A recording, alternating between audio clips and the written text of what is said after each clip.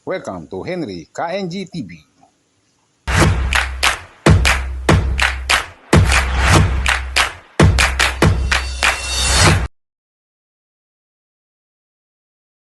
Yan po, magandang hapon po sa inyo lahat. Ngayon po yan, nandito po tayo ngayon sa preschool. Dito po sa taniman ko dito. Meron po ako ditong passion fruit na ipinunla. Bali ito po ay 2 bunga. Malaki po yung bunga ng passion fruit. Mga hindi po nakakaalam, mga ganyan po kalaki yung bunga ng passion fruit, malaki. Hindi ko lang po alam kung ito po ay magbubunga dito. Kasi nga po, alam ko po dito sa passion fruit, ito po ay nabubuhay lang sa tulad sa Baguio, sa malalamig na lugar. Hindi ko lang po alam kung dito po ay magbubunga ito dito sa Nueva Ecija. Pero susubukan ko pa rin po. Ha? Passion fruit. Passion fruit. Malalaki, passion fruit.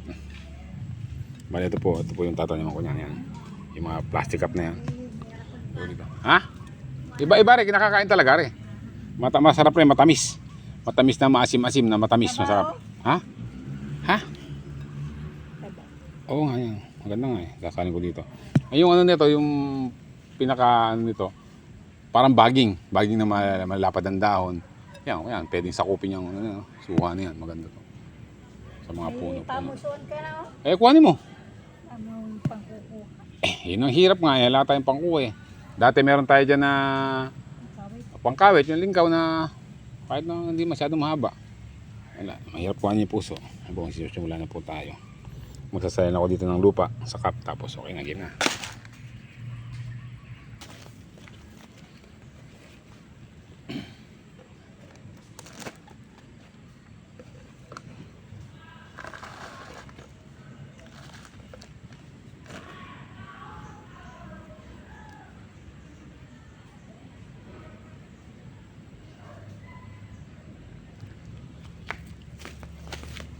Ito nga po pala, nakita nyo, mahaba po yung ugat niya.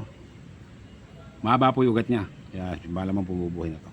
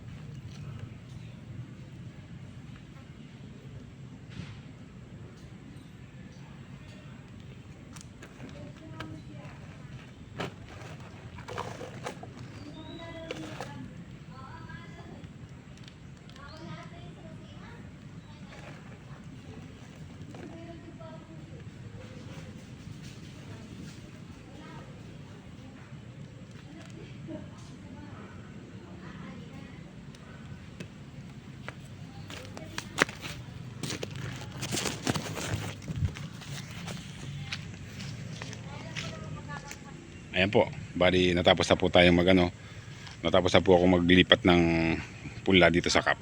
Ayan, tingnan nyo po. Ayan na po yung ko. Yan na po yung aking lipat din sa plastic cup. Marami pa po yan, napakarami. Bali ito po ay nakawalo lang ako. Walo lang po kasi nakuha akong plastic cup na maliliit. Pwede po bukas uli. Maglalagay po ulit ako sa plastic cup. Maglilipat ako. Mabilis na naman po yan. Ngayon po ay didiligin ko na po sila. Kasi nga po medyo tuyo po yung lupa na nakuha ko. Kaya obligado po silang diligin para patuloy na mabuhay itong aking mga pinunla na passion fruit o itinanim na passion fruit. Walang po ako ng tubig. Kumuha po ako ng maliit sa tubig sa gripo. Siya nga po pala. Ito nga po palang plastic na to. Yung plastic cup na pinagpunlaan ko na to. O pinaglipatan ko ng mga punla ng passion fruit. Ito pa binutasan ko sa ilalim. Hindi po pwedeng walang butas yan. Kasi nga po, pag walang butas yan, yan po ay matutubig. Yan. Yan po. Iayos ko lang isa. Bale, ito nga po pala yung itsura ng passion fruit. Yan po siya. Ito nga po pala yung pinagkuhanan ko ng buto. Malaki po yan. Napipis na lang siya. Passion fruit. Bali, nakatingin na rin po ako nito. Nung minsan galing po kami sa Baguio, may nagbigay po sa amin ng bunga. Sakto, mabait naman yung napagdelibera namin doon ng mangga. Kaya sinama pa si Mrs. nung pinagdelibera namin. Umakat pa sila sa may rooftop. Doon sila kumuha ng ayan, bunga ng passion fruit. Masarap po. Masim-asim na matamis-tamis.